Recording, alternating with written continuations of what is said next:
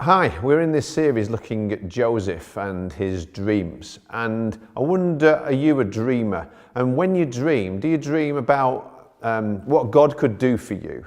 Or do you have some dreams about what God could do through you? What kind of things God could do through you? I think as I look at Joseph's life, I see somebody who started out with a dream from God, but he thought the dream was just for him.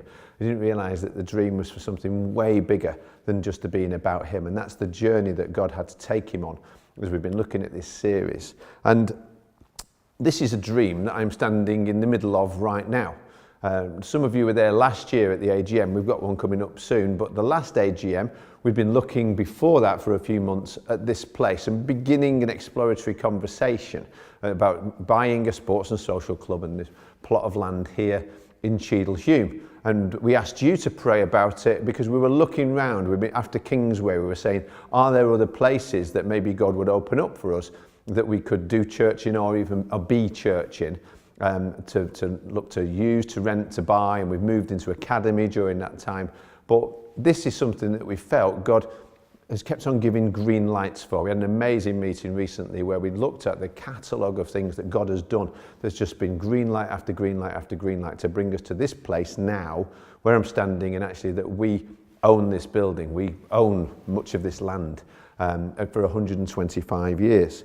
And I outlined at the last AGM and showed some pictures of this place and said that we were investigating, we were discussing buying it, and a team of people worked really, really hard to be able to work with various other organisations, including Sport England and others, and eventually to approach the Brockbank Foundation. The Brockbank Foundation, which was set up using some money that was given as a legacy from the founder of Ivy, Oliver Brockbank, to release some funds from there that enabled us to be able to buy the lease on this property for the next 125 years. Now, 125 years ago, Oliver Brockbank founded what became Ivy Cottage. And now we have this for the next 125 years. There's some God thing going on there. And we've been able to buy this land for the unbelievably low price from Stockport Borough Council of £1,000 a year for the next, well, into the future, 125 years lease. So it's as if God knows. In this series, in our Year of Hope, we've been looking at Joseph's life, and we know it's all about dreams. We know Joseph had those dreams when he was young, and maybe you've got some dreams.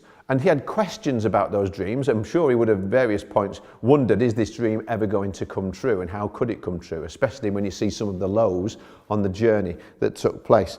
It seemed at times when it was more like a nightmare, when his brothers stuck him down into a pit, into a dry well, when they pulled him back out only to sell him out and sell him on to become a slave in Egypt. And there he ends up being falsely accused. He's stitched up and lied about and ends up being in prison for many years. And then he helps other people with their dreams in the prison, helps to interpret them. And one of them promises that he'll never forget what he's done, but he does forget what he's done. And so he's still in this place 2 years on, wondering if the dream will ever come true. But I believe that he kept on holding on to hope. I'm going to read to you now from Genesis chapter 41, the story. It came to pass, by the way, it always does, whatever it is, at the end of 2 full years, another 2 years, Joseph still in prison, having been falsely accused, that Pharaoh had a dream. He stood by the river, now that would be the Nile, and they thought the Nile was a god. Suddenly there came up out of the river 7 cows. Isis, the goddess Isis, was represented as a cow, fine looking and fat, and they fed in the meadow. Then behold, 7 other cows came up after them out of the river, ugly and gaunt, and stood by the other cows on the bank of the river. And the ugly and gaunt cows ate up the 7 fine looking fat cows, so Pharaoh awoke. Then he slept and dreamed a second time, and suddenly 7 heads of grain. By the way, they worshipped Osiris, who was the god of farming and crops. They came up on one stalk, plump and good. Then 7 thin heads, blighted by the east wind, sprang up after them.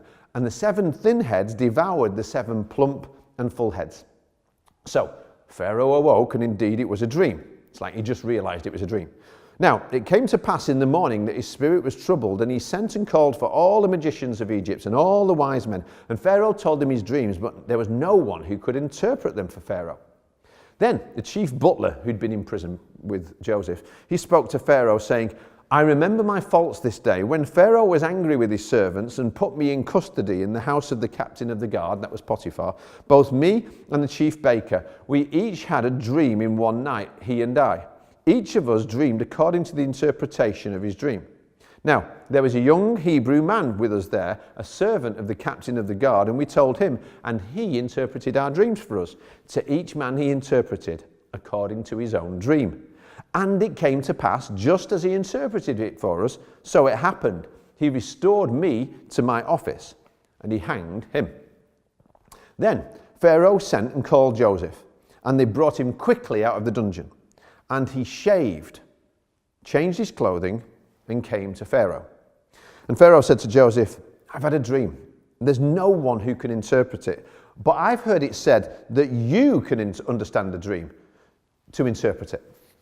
So Joseph answered Pharaoh, and this is important, saying, it is not in me, but God will give Pharaoh an answer of peace.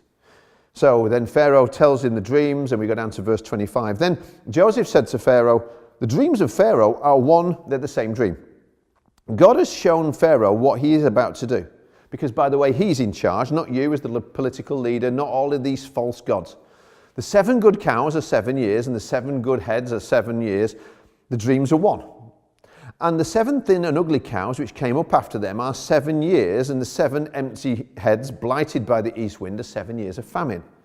God has shown Pharaoh what he is about to do. Indeed, 7 years of great plenty will come throughout all the land of Egypt, but after them 7 years of famine will arise, and all the plenty will be forgotten in the land of Egypt, and the famine will deplete the land. So the plenty will not be known in the land because of the famine following, for it will be very severe. And the dream was repeated twice to Pharaoh because this thing is established by God, and God will shortly bring it to pass. So get ready. Now therefore, let Pharaoh select a discerning and wise man. I wonder who Joseph thinks that could be. Set him over the land of Egypt. Let Pharaoh do this, and let him appoint officers over the land to collect 1/5 of the produce of the land of Egypt in the 7 plentiful years.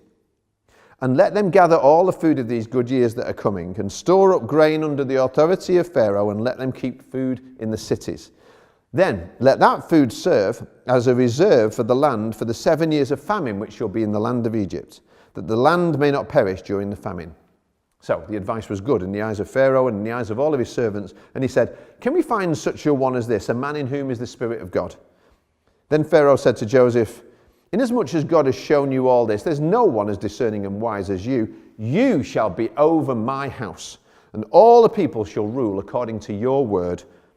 Only in regard to the throne will I be greater than you. And Pharaoh said to Joseph, see, I've set you over the whole land. Quite a turnaround in a single day. And it happened because, believe it or not, there once was a time of incredible economic uncertainty. And people in various nations didn't know what to do about it.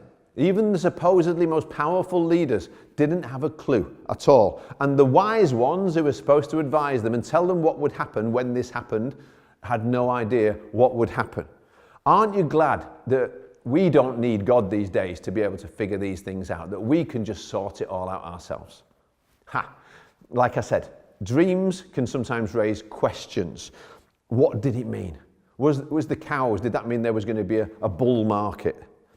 The questions of the story raised in a time of financial economic uncertainty and international crisis beg some other questions like, who's in charge?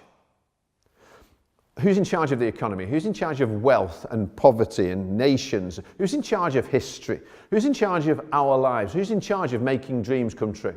And the bigger question for Pharaoh and all of us is, who's God? Because as I've said, the Nile was worshipped as a god. Cows were worshipped as a god. Crops were worshipped as a god. And Pharaoh himself, they thought he was a god. He thought he was a god. He was meant to be the incarnation of Horus, bodily on the earth. So he believes that he's a god. He has this dream and he doesn't understand it at all.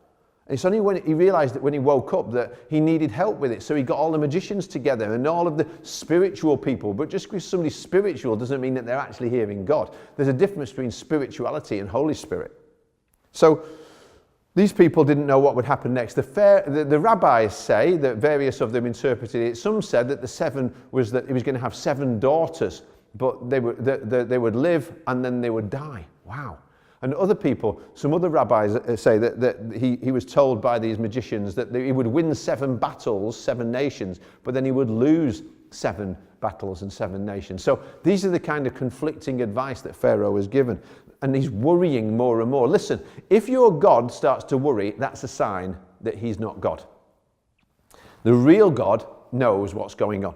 I've heard on TV more than ever recently, especially with regard to Brexit and all of this deal or no deal and all these different kinds of things, what's going to happen. Some people seem to make it seem as if they know what's going to happen, and then other people will just admit it, and they'll use this phrase, they'll say, well, God knows what's going to happen. I've heard that quite a few times, maybe you have too, and I nod when I hear it, and that's why we have to pray for our nation and for the nations, because actually God does know. Who makes crops who grow, or who makes economies rise and fall? Who makes empires and nations and leaders, and who makes people prosper? Who can be trusted? Who do you trust to look after you? Who can you trust? Who can make sense of the whole of our lives? Or are we like Pharaoh? Are we ourselves God? Are we trying to make it all work ourselves, especially perhaps in the area of finances? Imagine how much those who lead us right now would love to know what's going to happen in the economy for the next 14 days. Or 14 months, let alone 14 years. How are you preparing for the next 7 years between now and 2026? What's going to happen? If you're still here, how old will you be in 14 years in 2033? And how will your finances look then? God knows. What will the economic picture look like then? God knows. How can you partner? Who can you partner with who will help you as you think about all those kinds of decisions? Who is it wise to invest with? What's it wise to invest in? God, because God knows. Recently I was at the Fuse, and just before Christmas, a lady stood up and she told a story about how the various things had happened financially, and she gave me permission to share this, that she was worrying about Christmas and how they were going to be able to manage, because she wanted to give presents and didn't have enough money, that she wanted to be able to give some presents to give away. This wasn't about getting, it was about giving. And now she prayed about it, and then unbelievably an envelope came through the door, and she said she'd heard about this happening before, but it was just enough to do what she needed to do. And so when I heard this testimony that she gave, I said I'd love it if we as a church at the Fuse that day just gave her the money so that her and her family would be able to have a great Christmas, and that they'd also be blessed as they were a blessing.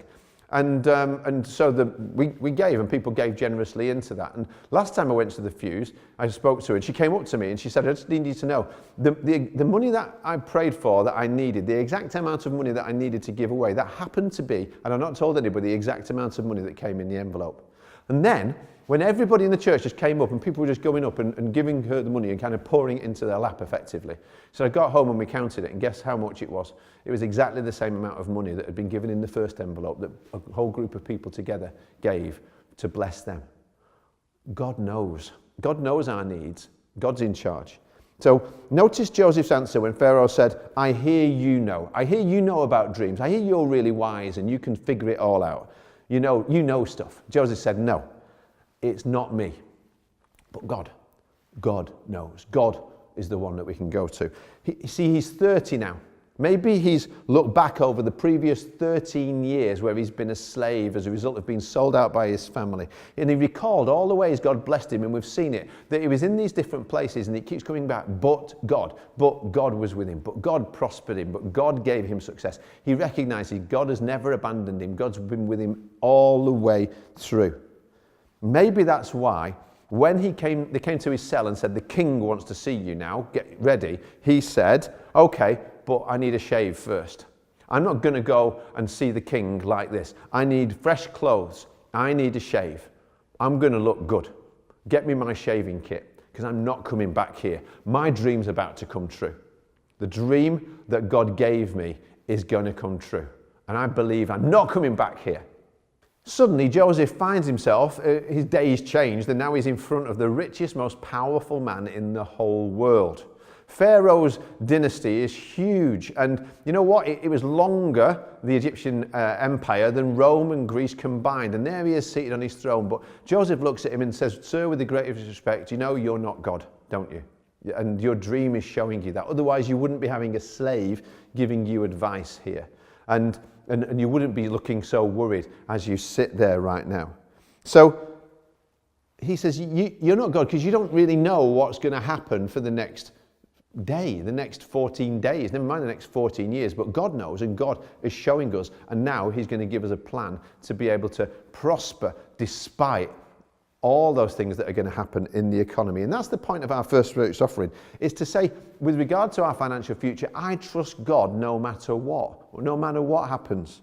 And I could hazard a guess. I could tell you some of the dreams that will come out of the kind of ministries that could take place here in this room and in all these other rooms as we invest money that you give. And 80% or so of what comes into First Fruits is going to be about this, to make this a space to connect well with the community and communities from it. We can use it for all kinds of conference things, for training. We can use it for alpha courses, marriage courses. We could do community outreaches. I'm dreaming big. We're talking to partners, various other people, as well as obviously the sports connections that are here, with other organisations, like somebody who works with vulnerable adults. And I could dream about conferences, and I can tell you about, weddings that we can do here, and all kinds of, even services. We can even do church services here. But for me, this is not just about who gets to do what on a Sunday, because all of the rest of that can be worship. But if you give and if you help this to happen, how many people are you going to be a part of helping who will receive everlasting hope? How many generations will be changed in the next 125 years? God knows. I hope by grace to see it from heaven, unless the Lord Jesus has taken us all and come in glory before that. But maybe one way to look forward is to look back. Think about what happened in the economy, not just for the last 14 years, but the last 125 years. And I'd love to call maybe the new pavilion or a room here or something, the Brockbank Pavilion or the Brockbank Room, to honour a young man of God who heard the gospel when he was at Cambridge. He came back home to Didsbury and he started a Bible study group to reach ordinary working people that became Ivy Cottage Mission Hall. He never looked for a title, never called himself a pastor. He just lived to find ways to help people find their way back to God. And increasingly his life became about how could he plough his resources more and more into that cause, into the only thing that will last for eternity, into salvations. Oliver Brockbank made a partnership with God in his business. And when he did what God told him to do with his money, God kept on blessing him. And he kept on blessing him and blessing him to be a blessing. And he built and paid, as you probably know, for the whole Didsbury site. Nobody knows how much it cost, but it was done beautifully. It was done the best it could possibly be done at the time. And that's how we want this to be. We want it to be a wow. We want it to be something that honours God by its excellence and generosity. How many people have come to faith in that building in Didsbury since then? God knows. How many will in the future there and through the other sites that by his grace we've planted so far? God knows. How many men, women and children have heard the gospel of Jesus Christ because he obeyed Jesus' call to invest in that kind of future? God knows. How many around the world, when you think of the churches started, the leaders raised up, the ministries that have been launched so far, how many of you have benefited? We've benefited so much from his generous legacy, even up until recently, to help us to buy the lease on this building.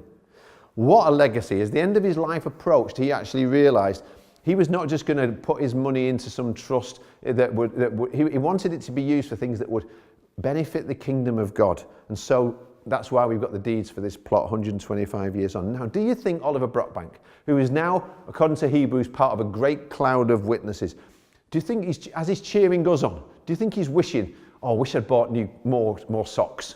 I wish I'd bought myself nicer clothes. I wish I'd bought myself a car. I wish I'd bought myself a bigger house. He could have done all of those things. Do you think he has any regrets now about any of that he spent? He saw beyond the cows and the corn and the currency fluctuations something bigger that was going on, and he wanted to be a part of that. And that's the heart every year behind our first fruits offering. It's always a chance at the start of a year to pick your God. And to do that, to look at whether you're going to be ruled by financial fears or, and that's why we never talk about a target in terms of this. It's going to cost a few £100,000 for us to do this brilliantly.